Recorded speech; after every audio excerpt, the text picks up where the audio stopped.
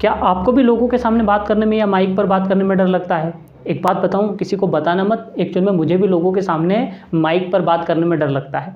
हम इसे public speaking कह लें या भीड़ के सामने बात करना या लोगों के सामने स्पीच देना या माइक पर बोलना या फिर कोई प्रेजेंटेशन लेना, कोई सेमिनार लेना या किसी भी रूप में हो, लेकिन जब भी किसी से ये कहा जाता है कि आपको लोगों के सामने बोलना है या आपको माइक पर बात करना है या आपको किसी टॉपिक के ऊपर स्पीच देना है, लोग इतने भयभीत हो जाते हैं, इतने आतंकित हो जाते हैं, इतने डर जाते हैं जैसे उन्हें बोलने का नहीं कहा गया बल्कि उन्हें युद्ध पर खड़ा कर दिया गया हो या उनके सामने एक सेना खड़ी है जिससे उन्हें लड़ाई लड़ना है। इससे भी ज़्यादा मुश्किल काम लगता है लोगों को लोगों के सामने बोलना या भीड़ के सामने बात करना या माइक पर किसी टॉपिक पर बात करना। इतना ज़्यादा भयभीत हो जाते हैं लोग, क्योंकि मैंने सैकड़ों प्रोग्राम्स लिए हैं, सैकड़ों प्रेजेंटेशंस ली है, कई सारे ट्रेनिंग प्रोग्राम्स मैंने किए हैं।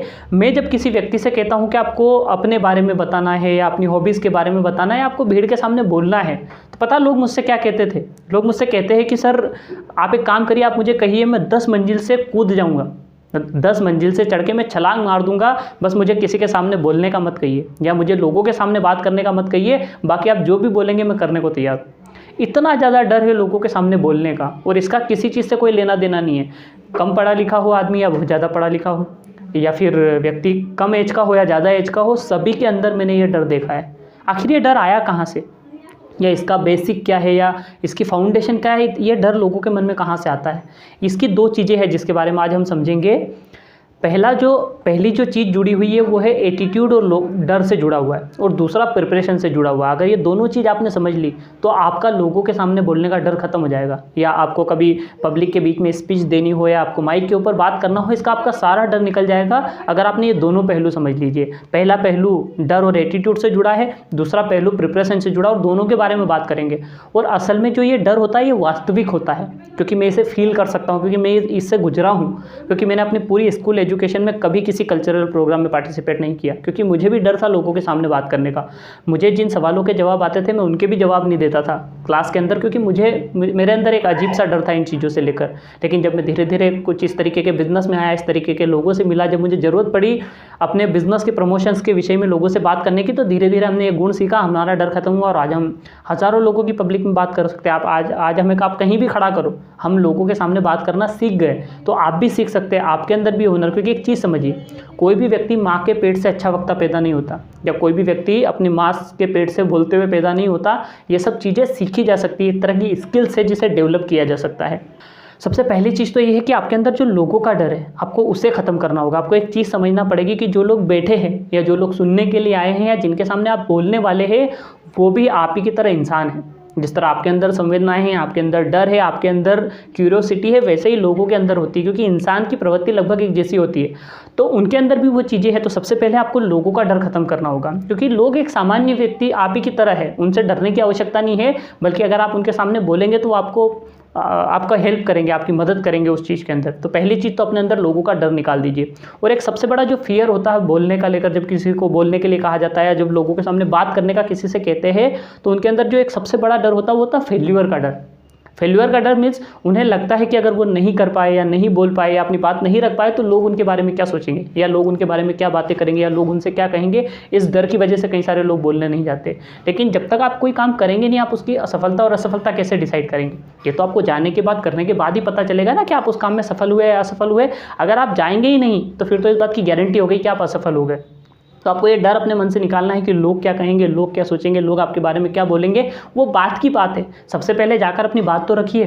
और इसकी एक और ट्रिक मैं आपके साथ शेयर करता हूँ, अगर आपने ये ट्रिक अपनाई तो आपको और हेल्प मिल जाएगी। आप एक काम करिए, अगर आप पहली बार मंच पर बोलने के लिए जा रहे हैं, या फर्स्ट टाइम आपको मौका मिल रहा है कहीं पर अपनी बात रखने का, या फर्स्ट टाइम आपको भीड़ के सामने बोलने का मौका मिल रहा है, और अगर आपके मन में डर है, तो आप स्टेज पर जाकर सबसे पहले ये बात बता दें लोगों को कि आपके अंदर एक डर है, आपको डर लग रहा है, आप घबराए हुए, बात बता दें। ये बताने से क्या होगा कि आपका आधा डर खत्म हो जाएगा, आपकी रिस्पॉन्सिबिलिटी खत्म हो जाएगी, क्योंकि आपने पहले ही लोगों को बता दिया कि आप पहली बार बोल रहे हो और आपके मन में डर है। और दूसरा ये होगा कि आपको लोगों की तरफ से, पब्लिक की तरफ से सपोर्ट मिलेगा, क्योंकि जब आप उन्हें बता देंगे कि आप डर रहे हैं, लोग आपको अप्रिशिएट करेंगे, आपको कॉन्फिडेंस दिलाएंगे कि आप कर सकते हैं। तो ये एक बहुत अच्छी ट्रिक है। अगर आप फर्स्ट टाइम जा रहे हैं तो आप ये बात बता दें कि मैं पहली बार किसी के सामने बोल रहा हूँ और मेरे अंदर डर है, आपको मेरी हेल्प करना है, और लोग आपकी हेल्प करने के लिए तैयार हो जाएंगे। अब इसका जो नेक्स्ट है वो है प्रिपरेशन। एक प्रिपरेशन है जो डर खत्म कर सकती है आपका। ये दूसरा पहलू है, जो आप वक्ता है तो भी आपके काम आएगा, आप पहली बार जा रहे हैं तो भी आपके काम आएगा। ये प्रिपरेशन से जुड़ी चीज़ें। सबसे पहली बात, आप जिस टॉपिक पर बोलने के लिए जा रहे हैं या जो टॉपिक आपको दिया गया है, जिस विषय में आप चर्चा करने वाले हैं, उसकी स्टडी करें, क्योंकि जितनी ज़्यादा स्टडी आप करेंगे उतना ज़्यादा आपका कॉन्फिडेंस लेवल बढ़ेगा, उतना आपके पास कंटेंट होगा, उतनी ज़्यादा आपके पास वर्डिंग होगी और उतने लंबे समय तक आप अपने टॉपिक के विषय में बात कर सकते हैं। उतने ज़्यादा लोग अगर आपसे सवाल करेंगे तो आप उनको जवाब दे सकते हैं। तो सबसे पहली चीज़, जिस टॉपिक पर आपको बोलने का मौका मिल रहा है उसकी प्रिपरेशन करें, उसकी तैयारी करें, उसके नोट्स बनाएं, उसकी स्टडी करें, उसके बारे में आर्टिकल्स पढ़ें जहाँ से आपको उसकी जानकारी मिल सकती है। जितनी ज़्यादा जानकारी आपके पास होगी उतना ज़्यादा आपका कॉन्फिडेंस बढ़ेगा। तो सबसे पहली चीज़, इस पर आप काम करें। दूसरी चीज़, जब भी आपको बोलने का मौका मिले हमेशा अपने कॉन्फिडेंस लेवल को हाई रखें, क्योंकि जितना ज़्यादा आपका कॉन्फिडेंस लेवल होगा पब्लिक उतना ज़्यादा आपसे प्रभावित होगी, उतना ज़्यादा आपसे कनेक्ट करेगी। तीसरी चीज़, हमेशा वेल ड्रेस होकर जाएं, क्योंकि ड्रेसअप एक बहुत बड़ा रोल प्ले करता है कहीं भी पब्लिक स्पीकिंग के बीच में या कहीं पर जब आप बोलने के लिए जा रहे हैं, जब आप कहीं अपनी बात रखने के जा रहे हैं तो बहुत बड़ा रोल प्ले करती है, क्योंकि उससे आपको एक कॉन्फिडेंस आता है। और ये लोगों को दिखाने के लिए नहीं होता, क्योंकि आप एक बात सुन लीजिए, जब किसी के घर में छोटा बच्चा होता है ना, जब वो एग्ज़ाम देने जाता है तो परिवार वाले कोशिश करते हैं उसे अच्छा ड्रेस पहनाने की, या नया ड्रेस पॉसिबल होता तो नई ड्रेस उसे ला कर देते हैं, या उसकी पुरानी ड्रेस को प्रिपेयर करके प्रेस करके उसको अच्छे से तैयार करते हैं। क्योंकि उनको पता है कि जब ये वेल ड्रेस होगा तो इसका कॉन्फिडेंस लेवल बढ़ेगा। तो आपको दूसरों को दिखाने के लिए नहीं, अपना कॉन्फिडेंस बढ़ाने के लिए वेल ड्रेस्ड होना है। दूसरी चीज़, इसके ऊपर आप काम करें।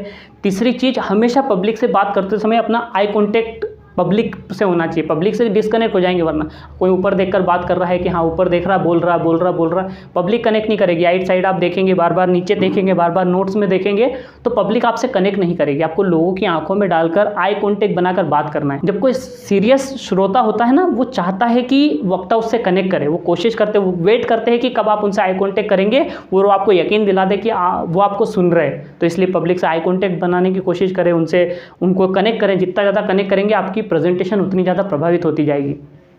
अगली चीज़, बार बार ज़्यादा चीज़ों के बारे में ना सोचें, क्योंकि एक बार अगर आप चले गए हैं, आप बोलने लग गए तो फिर आपका ड्रेस किधर जा रहा है, आपके बाल बिगड़ रहे हैं, क्या हो रहा है, इसके बारे में ज़्यादा चिंता मत करें। कई सारे वक्ता अपना ज़्यादातर समय इसमें ख़राब कर देते हैं। वो बार बार या तो अपनी ड्रेस ठीक करते रहते हैं, बार बार अपने बाल ठीक करते रहते हैं, या उनका ध्यान इसी चीज़ों पर होता है कि कहीं कोई चीज़ बिगड़ तो नहीं गई या कोई मेकअप तो ख़राब नहीं हो गया। आप ज़्यादा ना सोचें इन चीज़ों के बारे में, आप अपने कंटेंट के ऊपर फोकस करें, क्या आप शेयर कर रहे हैं उसके ऊपर फोकस करें, उससे आपकी प्रेजेंटेशन बेहतर होगी। अगली चीज़, कंटेंट की कमी कभी ना रखें। कई सारे वक्ता होते हैं कि वो मंच के ऊपर जाते हैं, मंच के ऊपर उन्हें पता होता है कि भाई मुझे 10 मिनट बोलना है, या फिर कई बार ऐसा होता है कि कोई अगला वक्ता नहीं आया है या फिर प्रोग्राम का टाइम एक्सटेंडेड हो गया है, तो उसके कारण उनको अब 10 मिनट की जगह 25 मिनट बात करना है। लेकिन उन्होंने तो 10 मिनट का कंटेंट प्रिपेयर करा था, 10 मिनट के लिए तैयारी करी थी, या 10 मिनट बोलने जितना उन्होंने याद किया था। अब क्या हुआ, अब वो उनको 20 मिनट बात करना, आप क्या करेंगे, वो 10 मिनट बाद जाके ब्लैंक हो जाते हैं। अब उन्हें समझ नहीं आता कि वो क्या बात करें, क्या बोले, कहाँ से शुरू करें, किस बारे में बात करें। तो हमेशा कोशिश करें कि एक्स्ट्रा कंटेंट बनाकर लेकर जाएं, एक्स्ट्रा तैयारी करके जाएं। कभी टाइम एक्सटेंडेड हो जाए या कोई सवाल बीच में आ जाए या थोड़ा सा लंबा खींचना पड़े, या आपके बाद वाले वक्ता नहीं आने की वजह से आपको ज़्यादा बोलना पड़ जाए, तो आपके पास कंटेंट की कमी नहीं होना चाहिए। इन बातों का कुछ ध्यान रखें। ये छोटी छोटी चीज़ें हैं जिन पर अगर आप काम करें, जिनकी अगर आप तैयारी करें, तो आप एक अच्छे वक्ता के रूप में, अच्छे स्पीकर के रूप में उभर कर सामने आ सकते हो, और ये आपकी पर्सनालिटी और आपके प्रभाव को बढ़ा देगा। और आज के समय में बहुत ज़्यादा ज़रूरी है सर, आज जिस युग में हम जी रहे हैं, जिस सदी में हम जी रहे हैं, अगर आप यहाँ पर भीड़ के सामने नहीं बोलना सीखेंगे, आप एक अच्छे वक्ता नहीं बनेंगे, या आपको किसी के सामने अपना विचार रखने का कॉन्फिडेंस नहीं है, तो समझ लो कि आपको सफलता में बहुत बड़ा रोड़ा बनेगी ये चीज़। क्योंकि आज चीज़ें इसी से जुड़ी हो गई है, क्योंकि उन्हीं लोगों को ज़्यादा बड़ी सफलता मिल रही है जो अच्छे वक्ता की तरफ बन रहे हैं, या जो अपने विचार रख पाते हैं, या खुलकर अपनी बात रखना सीख गए, वो लोग ज़्यादा सफल हो रहे हैं। तो ये कुछ छोटे छोटे टॉपिक है जो आपको अच्छा स्पीकर बना सकते हैं, एक अच्छा वक्ता बना सकते हैं। अगर आप इनके ऊपर काम करें तो आपकी लाइफ में आप भी एक बेहतर वक्ता बन सकते हैं।